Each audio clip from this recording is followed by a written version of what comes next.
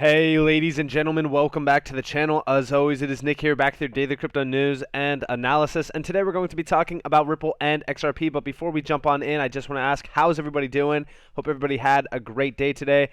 In regards to the overall market, we are still trading around like the 20.6k area. Honestly, I would say that we're loading for more max pain. That's just my, of course, opinion. In regards to like July, we do see, the GDP report, CPI report, and also FOMC meetings happening.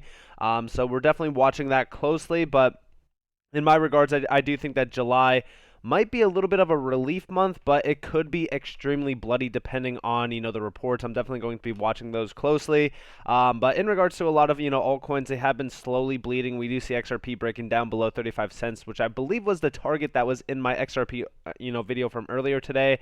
In regards to the 24-hour span, though, we are seeing some altcoins, like, for example, BitTorrent and even 1inch, jumping double-digit figures, and we do see, ApeCoin up a little bit, but there's not much green after that. I mean, some of these tokens are like, small figures down here.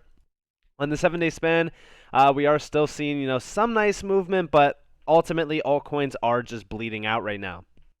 And of course, this is because Bitcoin is ranging at a pretty rough area. Dominance still has been dropping slightly, but I'm just, still expecting that, nasty drop to the bottom. And, where could that be? Well, we really kind of look at like that 18K area to see if we are going to retest that, perfectly. It's almost like 17K. I'm actually waiting for 14 to 16K. I know that a lot of people have their like 10K targets and things like that.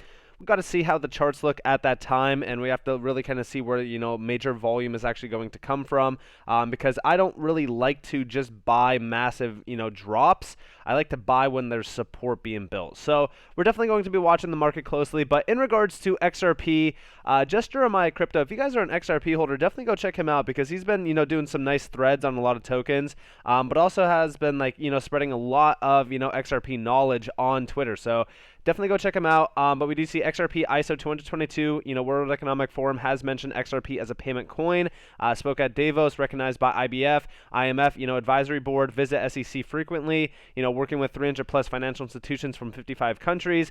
Banks utilize Ripple, including CIMB, Bank of America, SEB, and many more. Now, of course, a lot of this is just around like Ripple themselves, but it does play a part into where they have XRP positioned. Also, in regards to this, by the way, I just want you guys to understand that, Ripple themselves, we've seen like Brad Garlinghouse meeting with Christine Lagarde and multiple other major, names around, the financial system. So to me personally, like Ripple is perfectly positioned to be a major disruptor in the future financial system. And I've always said that you got to look at the overall facts. You got to look at the history behind Ripple. I've always said, like, even if you go and look at the top banks that were utilizing, Ripple back in, 2019, for an example, 38 out of the top 100 banks globally were utilizing Ripple for financial services. So again, where is Ripple really kind of positioned? Well, I do think that they are perfectly positioned at the table to eat. And once we do see, regulations ushered in, I do think that Ripple is going to start taking over at a global pace. We've already seen ODL, taking over globally as well. Now, also, in regards to CBDCs, we do know that XRP for the longest time has been, an example of, for an example, like a settlement token, if you will. And we do see that, even here, like most relevant for wholesale CBDCs, innovations in existing / legacy market infrastructures, obviously Swift being mentioned here. But we do see crypto assets designed for inter or intra-bank payments and settlements. Now, we do know that JPM coin was essentially replaced by R3 Corda, or a lot of individuals do speculate that. But we do also see XRP being here. And, when we really kind of look at JPM coin, if they did rebrand to, like, for example, R3 Corda, we do know that XDC is doing some pretty large, things within that area, especially, building out a DSL bridge with R3 Corda. So I definitely am, watching XDC as well. But ultimately, yes. I mean, when we really kind of look at payments and settlements, not only like just, regular settlements, but we're talking about settlements in seconds, instant settlements, XRP is the one. And there's a ton of opportunity within this market, especially when, you are looking at other assets like even XLM. We look at, Algorand, etc. Like, there's some great opportunities out there, just not even around like the payment and settlement area. but some other areas too. But they are definitely talking about like a wholesale CBDC here. To me personally, like I don't want a retail CBDC, but we know that we're not going to stop them from ushering that in. Once they do see like a wholesale CBDC does work, they'll most likely bring in a retail CBDC. But this is also not going to happen all at once. It's not going to happen overnight. It's going to happen in time. But these things do take time to build. But I'm definitely going to be holding pieces of the future technology around the payment, infrastructure, which I do believe that XRP plays a vital role. Now, also, we did see Ripple actually talking about CBDCs. In fact, they do see here, today we're launching a CBDC or the CBDC Innovate Challenge, with a total prize pool of $197,000. Participants will use our XRP Ledger CBDC sandbox to drive financial inclusion, interoperability, and retail payment solutions. Initial round submissions due August 25th. It's crazy to me. Like when you really look at this, not only does this prove that like the XRP ledger could be utilized for CBDC issuance in regards to like a private ledger basis, it also shows the efficiencies around it in regards to like financial inclusion, interoperability, and even retail payment solutions. But it also shows you that like they are literally releasing prize pool challenges up to $200,000 nearly during a bear market. Not only that, but they just announced that they are going to be hiring over 300 individuals while in a lawsuit where they spent over $100 million already on. And they are continuously expanding. If this doesn't prove where Ripple is positioned financially, something is wrong. They are absolutely killing it right now. They're continuously growing. They're continuously building. I love to see this, especially from teams within crypto. It definitely proves to me where like we are headed, and it also proves that like there are legitimate companies around this space. And funny as we like mentioned that is like XRP gets scolded as like a rug pull. It's going to be the next Luna. Like I've been seeing some crazy comments around XRP. And it's funny because like Ripple is probably one of the most legitimate companies that we have in crypto to date. So to me, it's just the irony behind it is funny. Also, 14 hours ago, institutional crypto asset products saw record weekly outflows of $423 million. This is also why, like I said, like there's an issue going on here where we are seeing institutions kind of being, worried about crypto as well. Now, obviously, am I going to play into this fear and say, all right, well, institutions are leaving, so that means that I'm not going to be buying? No, it just means that they are probably also realizing that, listen, we could go lower from here. But who knows exactly what's what's happening around this? But this is Canada institutional investors. But we do see with the figure partially offset by a $70 million, worth of inflows from 5 other countries as well. But Canada was like the biggest one here. Like we do see, they offloaded a whopping $487.5 million worth of digital assets products between June 20th and June 24th. The total outflows for the week were partially, offset by a $70 million, worth of inflows from other countries, with the United States-based investors accounting for more than half of the inflows with $41 million. So, yeah, I mean, in regards to this, like, we might see, a major, shift happening here. Obviously, like this is going back a few days because this was June 20th and June 24th. Around that time, I don't know where Bitcoin was actually trading at, but I think it was like around like the 17K region, I'm pretty sure. So, it was like around like the 20th. So let me go to the 1 month real quick. So in regards to where we were at during that time, we were trading around, like this is actually when we were at like some nice little highs here. We were at like 20.8K, almost 21K. And then on the 21st, like we were at like 21.5. So during this time, like we were having slight declines in the market, but now we're trading sideways, looking like we're on a nice little decline since we hit that little bit of a high at almost 22K yet again. So I honestly think that this might be the start of yet another downfall, similar to what we did see back here, during 18K. Let's see exactly what happens, but I definitely have, capital on the sidelines to buy that major opportunity once we do see it. But also in regards to, institutional investors, funny, as we mentioned that, we do see Ripple yet again saying two, once distinctly, different industries, traditional finance and crypto, are starting to converge in order to, better, meet customer expectations. And of course, this is, how the liquidity hub can help businesses source digital assets from global crypto markets. And we actually do see down here from crypto, Crypto. Wolf, by the way, if you guys are an XRP holder, definitely go check him out on Twitter as well. Shares a ton of news around Ripple.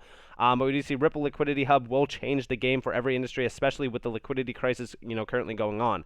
And remember, yes, in regards to XRP, it does solve liquidity crises. And I also do think that Ripple is basically building out a liquidity hub to, really kind of counteract, a liquidity, crisis. Now, of course, this does not source XRP, by the way. Like, XRP doesn't have really anything to do with the liquidity hub itself. But, I do think that this is a great opportunity not only for, Ripple's growth, but I do think that it will also allow for XRP to grow from this. Remember, as Ripple succeeds, XRP essentially will also succeed. And I think a lot of people kind of confuse the idea that, like, all right, well, how will XRP actually succeed if Ripple is continuously growing and expanding? Well, it's pretty simple, right? The more and more institutional, connections that Ripple does build out, and even the more banks, connections that Ripple builds out, the more opportunity that those individuals have, for an example, access to XRP products and services. But we do see here, as crypto adoption has grown outside of its niche demographic, traditional finance institutions are considering to or beginning to offer crypto. And yeah, we have been seeing a lot of this happen actually around crypto. It's pretty interesting. But I want to, focus on a few things down here. So first off, we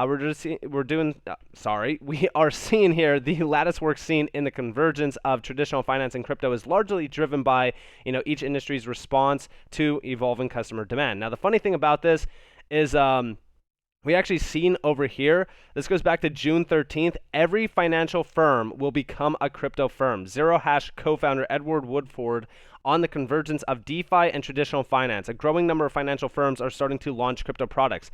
And we've actually started to see this just this year as well. Like, JP Morgan, for example, stepping into the DeFi space.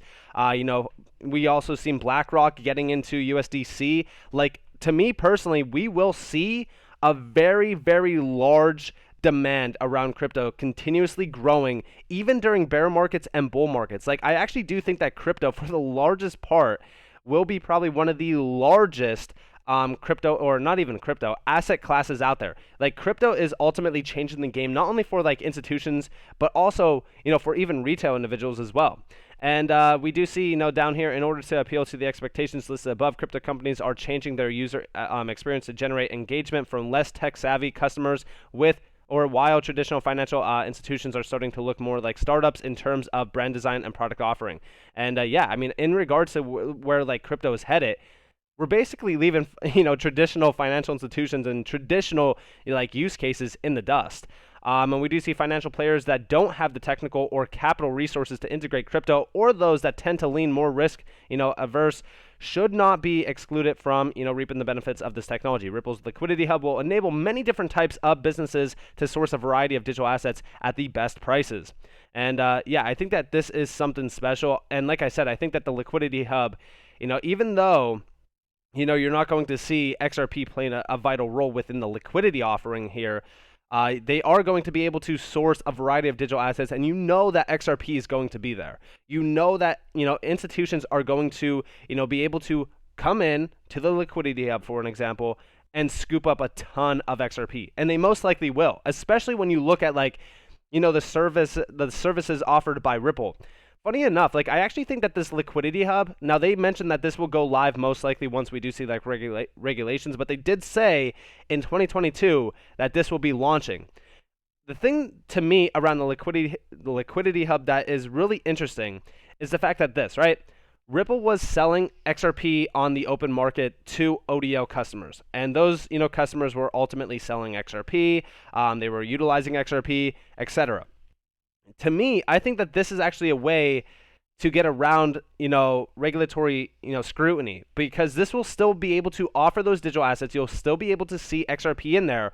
And this is actually going to allow all those institutions that are a part of this to buy and utilize XRP at the best prices, as you guys do see here as well. So I actually do think that this is great. And we do see our conversations with financial institutions allude to an increasing appetite when it comes to testing crypto offering and understanding how existing payment processes and flows can be improved through crypto primitives. And again, like these, institutions are ready. Like I would say, like when we really kind of look at institutional FOMO, I think that started to happen, not only this year, but even in 2021, when we really kind of look at the interest from, institutions alike. it's really starting to grow, and it has been starting to grow for a while now. And it's only a matter of time, before crypto is at the forefront of every single financial, we're talking about like companies, use cases, like everything around finance is being disrupted right now by crypto technology. And it's not because, for an example, like these assets are, the future or anything like that. It's just because of the efficiencies and the technology around this. This is why I say, like, I don't invest into just any token. I invest into the technology around these tokens. Like, yeah, sure, utility is great, but any of these companies, any of these assets could, go out and spout like, hey, our utility is this, that, whatever. But once, until it's like proven, I don't really care. And that's why I do think that XRP is such a great asset, is because its utility has been proven time and time again, especially in like the last decade alone. So with that being said, I hope that you guys enjoyed this video. If you guys did, definitely leave a like, subscribe, turn notifications on if you guys want more free content. You guys are more than welcome to follow me on Twitter and join the free Discord down in the description below. As there's up to you all, have a beautiful day or a beautiful night wherever you guys are in this beautiful world. This has been Nick. Peace out, guys.